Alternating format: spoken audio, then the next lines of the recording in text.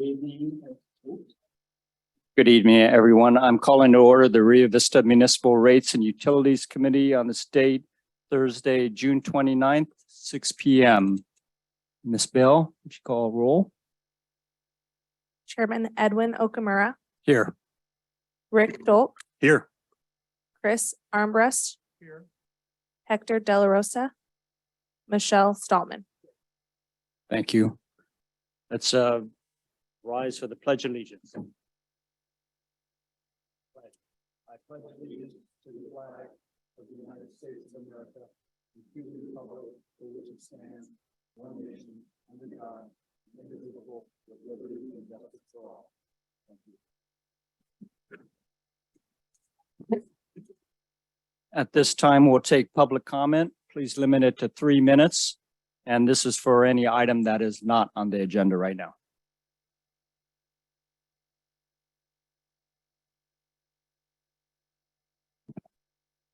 Good evening. My name is Bill Mortimer. I'm a resident of Rio Vista. I would just like to thank you folks for stepping up and volunteering your time to sort through all these different issues and numbers. And I just appreciate the fact that you stepped up, and we'll be looking forward to it. Thank you very much. Thank you. Any other public comments? Any online? There are none online. Thank you. Okay, disclosure of ex parte communications. Does anyone have any? No? Okay, great. We have 2 action items today. Appoint a vice chair is 4.1. I don't know the process on this. Am I going to just take public comment first and then nominate? Okay, that's yes. So I'm going to start with public comment on appointment of a vice chair. Is there any public comment? Here none. I'm going to make a nomination of vice chair as Chris Armbrust. Are there any other nominations, or may I have a second? I'll second that. Okay, roll call. Chairman Edwin Okamura, Yes. Rick Dolk, Yes. Chris Armbrust, Yes. Hector De La Rosa, Yes. Michelle Stallman. Excellent. Welcome as our vice chair. Thank you. Okay, 4.2 meeting schedule. Staff, do you have recommendation? Yeah, currently with all of our other commissioners and councils, it looks like the 4th Thursday of the month at 6 o'clock would be available, if that meets all of your guys' calendars. Thank you. Are there any comments? Any public comment? Anyone online? All right. Okay. I guess we take roll call then. We don't need to make a motion on that. We do. I'll make a motion that it's on the 4th Thursday of each month. Second. Thank you. Roll call. Chairman Edwin Okamura, Yes. Vice Chair Chris Armbrust, Yes. Rick Dolk, Yes. Hector De La Rosa, Yes. Michelle Stallman. Is your mic on, Michelle? Yes. Thank you. We always have to speak into the mic. Okay, we're on to discussion items 5.1, overview of the various studies. Robin Bore, you'll be taking this. Good evening, commissioners. This study has been an ongoing process for the last few months. Staff issued an RFP to select a consultant to help us with the rate studies. We have selected MBS, council has approved the contract, and we've approved the different task orders for each of the different studies. So the water and wastewater 2 studies are going to follow a very similar process. They have the same Prop 218 process, and they're somewhat connected because of how we charge our wastewater is based on how much water we use, because we don't have flows on the wastewater. So I expect that those will be going pretty much consecutively. We have been gathering all the operational costs. We have met with all the engineers, identified CIP projects, which are capital improvement projects that are going to be needed, both at all the well sites, the water transmission lines, future water needs, all of that kind of infrastructure stuff, as well as the wastewater projects. One of the big projects for wastewater is the consolidation of the two plants into one. So we've been scrubbing all of those, identifying what the next 5 years worth of projects would be, plus a 5-year look ahead. And we'll be bringing those project lists back after we get them fully vetted. We haven't gone through them with MBS yet, back to you guys so that you can see them and understand what they are and all of that. And then, stormwater is a relatively new one. Right now, we charge about 45 cents a month per person, per household, which accumulates about $30,000 a year, which covers bare minimum staffing for storm events.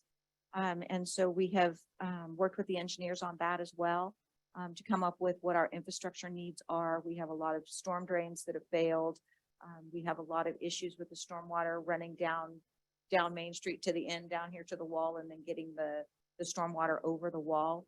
We literally have to pump it over the wall. And so we've been working on identifying all of those. Sarah, when she goes through the Prop 218 process, will identify the differences. The stormwater does have a slightly different process. And then when we talk about solid waste, those rate increases are really driven by the new SB 1383 regulations related to organics and the recycling and stuff that needs to be done. So we are negotiating with the rate hauler, our current rate hauler, determining how that's all going to work. And we have a separate consultant for that. It's R3 Consulting, and they will be helping us with that process. So that's kind of the 4 different fees you guys will be looking at during the committee time. Great, thank you. Other questions or comments from the committee? Just had some questions. So on reviewing the capital improvement projects and, like what needs to be done now, are there alternatives? Or is there just, here's what needs to be done and here's what it's going to cost? We have put together what projects we expect for the next 5 years. There's, obviously, the distribution lines, we have a replacement program for that.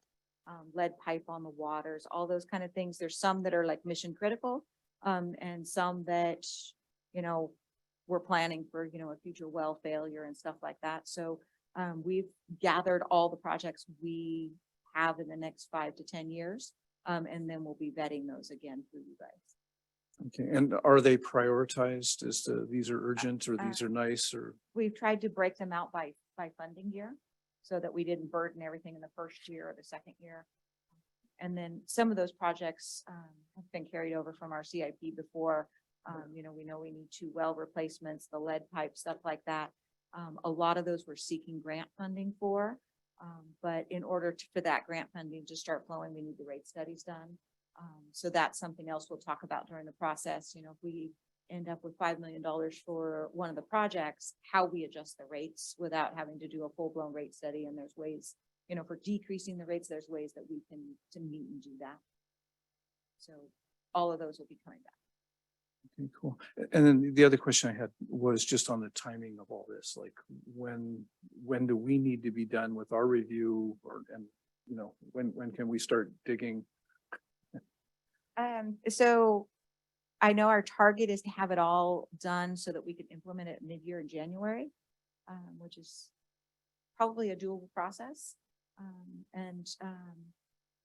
We haven't come out with an exact schedule of when we're going to show the projects, and that's coordination that we're going to have with MBS, and then we'll be bringing that back here. Okay. Now, I would understand that, one of the critical path items seems to be an approval by the ratepayers for the. That's at the very end of the process. Okay, And so it's that would Sarah. be after January. Well, Sarah will go over that whole process when she talks about the 218 and the timeline for that and how long the ballots go out and all of that stuff. Okay, good. Our target is January to have them adopted. So Okay. Thank you. Anyone else? Any public comment? We'll open it up for public comment now. Anyone online? There is no one online. Okay, thank you. All right, let's move on to 5.2 Prop 218 overview. Sarah, thank you for attending.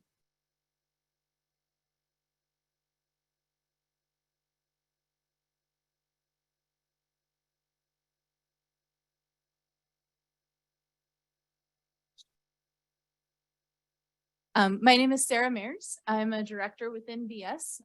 I have been working with NBS and in this arena for 23 years. And I've actually worked with the city of Rio Vista for 23 years. You all were one of my very first clients when I started at NBS, working with the ongoing administration of some of your assessment districts at that point. So I'm pleased to be here tonight. This is a community, as I mentioned, that I've worked in for many, many years, that I really enjoy working in and with staff over the years. So very happy to be here to talk to you about Proposition 218 and utility rate studies. So if we can go to the next slide. So just a quick agenda of what we'll be covering tonight. We're really going to start with that legislative context because that drives everything we're doing here. Making sure that we understand what the legal background is, what the, some of the case law around the process that we're going through and the, how rates are set and so forth. So making sure we have that understanding around the legislative background. We'll talk about how we do a rate study at a high level, looking at what the process is, what are the components of the rate study. We'll talk about the public engagement process. As you mentioned, of course, these rates have to be approved, not only by your legislative body, but particularly stormwater. There's actually a ballot proceeding with that, and we'll talk more about it. But we certainly want to make sure that we're transparent with the community, that everyone understands what the process is, and we have an opportunity to receive input from the public. And then I have a slide that has several resources for you, and we'll leave some time for questions and answers at the end. Next slide. So we talk about Prop 218 a lot, but we're going to start talking about Proposition 13 because that's sort of where it all begins for California finance. Proposition 13 was a voter approved initiative in 1978. Sometimes I ask for a show of hands for who might have voted on Proposition 13, but we'll skip that tonight. But what it did was essentially limit the ability of local government to collect revenue without going out for additional approval. So it limited the assessed value increase that your general property tax is based on to 2% a year. There's a 1% rate cap. So whatever your assessed value is, that can increase by up to 2% a year, and the general ad valorem tax is 1% of that value. So it used to be prior to Prop 13 that if you needed more money, you'd just raise your rate. You'd raise your percentage, no longer. So that added California Constitution Article 13A. And then we get to the next voter initiative. Next slide, please. Which is Proposition 218. So this initiative was approved in 1996. It does a couple of things, and I'll quickly mention there are two sort of sections of Proposition 218, one of which deals with benefit assessments and sets the rules for that. That's Section 4. And Section 6 limits property-related fees and gives us some process and so forth around property-related fees.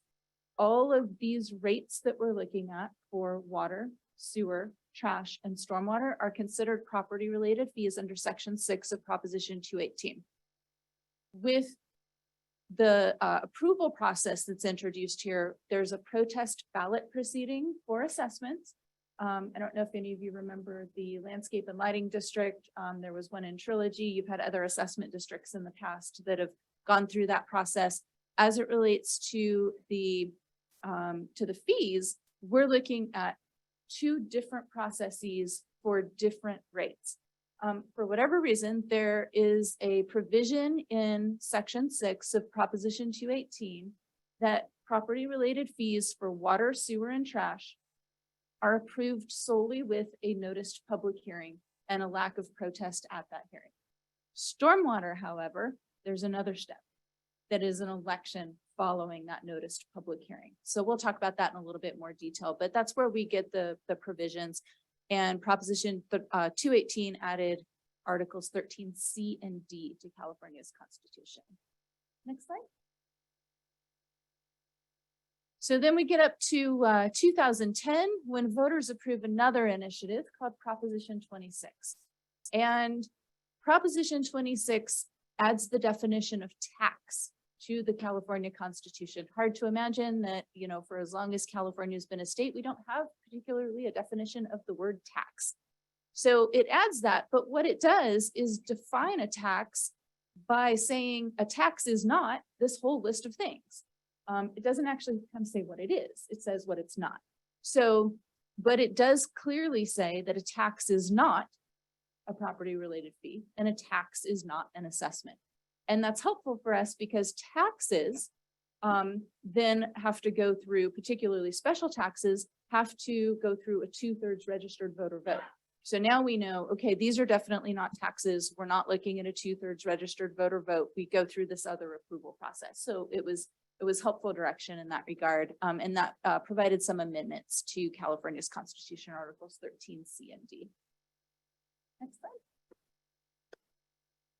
So how does Prop 218 and, you know, some of the rest of these laws, how does this govern rate setting for these enterprise funds, right? All of your utilities are enterprise funds. The money you collect for your water rates goes into your water fund. You're not, you know, spending it on police services or what have you. So it limits the authority and gives the procedural requirements to impose taxes, assessments, fees, and charges. And I just want to pause here. Those words all mean very different things. Taxes are one thing, assessments are a different thing, fees are another. So just keeping in mind, these are fees.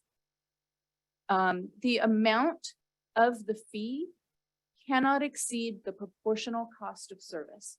That is the basic tenet related to property related fees.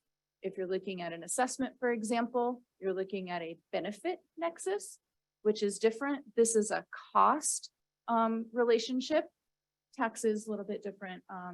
You're with the higher approval threshold, you don't have to have that same type of relationship between either benefit or cost. The revenue that is derived may not be used for any purpose other than the purpose for which it was imposed. So again, going back to that enterprise fund concept, your water rates go to your water fund, et cetera. The rates may not include the cost of other governmental services. So again, you can't start loading on, you know, your police or your parks or whatever onto your rates. Next slide. Can we ask questions as we move along? Oh, sure. Okay, so keep that in mind, everyone. You could ask questions. I had a question on the previous slide. Just no, next one. There you go. Oh. That one. The amount imposed shall not exceed the proportional cost of the service attributable to the parcel. So if a particular service is not going to be rendered on a particular property, then they would be excluded from it. Is that not correct? Or is that what it's saying? It depends on the availability of the service. So say, for example, you know, you've got a single family residential parcel. It doesn't necessarily matter whether it's occupied or not. You know, you could be providing some level of service to that parcel. Mm-hmm. Does that answer your question? I think so. And I think this goes back to the previous one where rates in Rio Vista went up and Trilogy was on it was for water. Theirs was lower than down here. Was that the reason? Or am I can't speak to your prior rate study. Mhm. Particularly, I wasn't involved in your prior rate study, so I can't.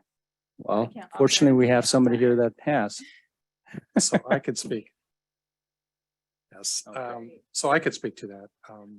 Back in 2008, when we were evaluating the wastewater rates, the initial study proposed one rate citywide.